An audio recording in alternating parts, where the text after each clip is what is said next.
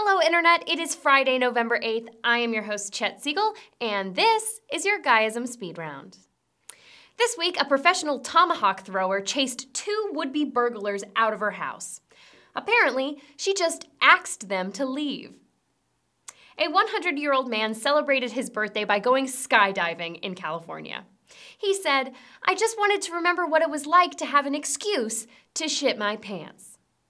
The last of the remaining 300 Blockbuster video stores are finally closing its doors for good. The CEO of the sad company made one final plea to the public. Please be kind. Please rewind time. In Sesame Street news. In Sesame Street news, Ernie's rubber ducky was inducted into the Toy Hall of Fame yesterday. Not to be outdone, Bert's rubber finally made it into Ernie. All right, guys, now it is time for Chatting with Chet, with me, Chet. Play song. Hold on to your hats, boys and girls. It's time to chat with Chet. Chatting with Chet. Woo-hoo! Yeah! I hate myself when I dance for you. I'm not a terrible dancer, but I am when I dance on this show. I don't know, I just feel you judging me. What's your favorite combination to order at Chipotle? I get a barbacoa burrito. I don't get any beans because I think that is fucking excessive. No cheese, sour cream, guacamole, the spiciest fucking salsa they have, and I get a side of lime to squeeze over the whole thing, just to, kick it up a notch. But I don't go to Chipotle much because it wreaks havoc on my intestines. You ever finish that play? No, I didn't, Chris Diaz. He was a playwriting teacher I had at primary stages, and I was writing a play about a woman who feeds her husband to death after he cheats on her.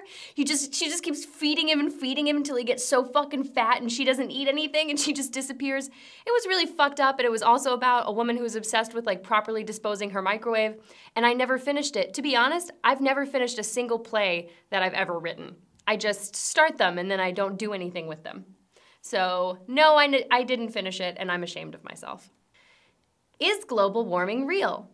Fucking of course it is. I mean, it was 65 degrees yesterday. This shit is crazy. The world's ending. Who would narrate your life story? Oh, who's that guy that narrates everything? If you could punch one musician in the face, who would it be? I think it would be all of Nickelback. Puppy versus kitten in a schoolyard fight, who wins? Okay, sadly, I think it's the kitten because cats are little bitches and they've got claws and puppies are just playful. So I think the puppy wouldn't know that it's a serious fight and the cat would rip its eye or something. So the fucking kitty cat would win, but I'm not happy about it. Favorite Muppet? Fozzie Bear. He looked so fucking cuddly. Why is it that when you eat a lot of ice cream, your back roof of your mouth feels irritated? Or is it just me? Here's my theory. I'm no scientist, but here's my theory. I think the same way that hot shit can burn, cold temperatures can burn as well. So maybe you are eating so much ice cream so fast that it's burning the back of your throat and making it irritated. Or you're eating really sharp ice cream, like stuff with a lot of nuts, and you're not doing a great job chewing. Those are my theories. How is it that Heinz is the only one that got ketchup right? I mean, they really nailed it. I think this is maybe a conspiracy theory. No, it's definitely a conspiracy theory. I think that when really other great ketchup companies started to come up, they hired people to kill them. Do you like your vagina? Yeah, do you like your dick? Is NFL just rugby for pansies? No, not at all.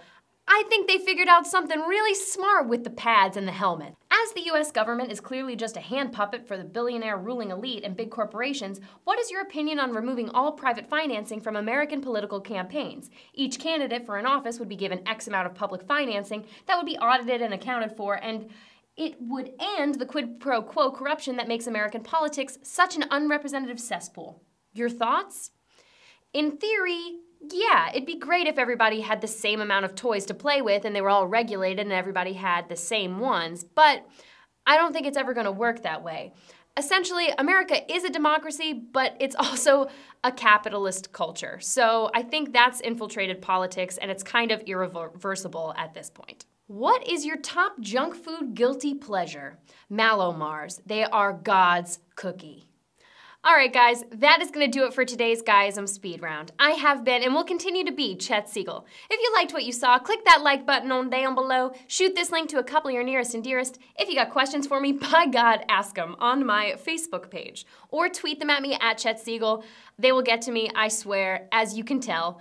Just make sure that you have a lovely weekend and come back on Monday for more headlines that you need to know.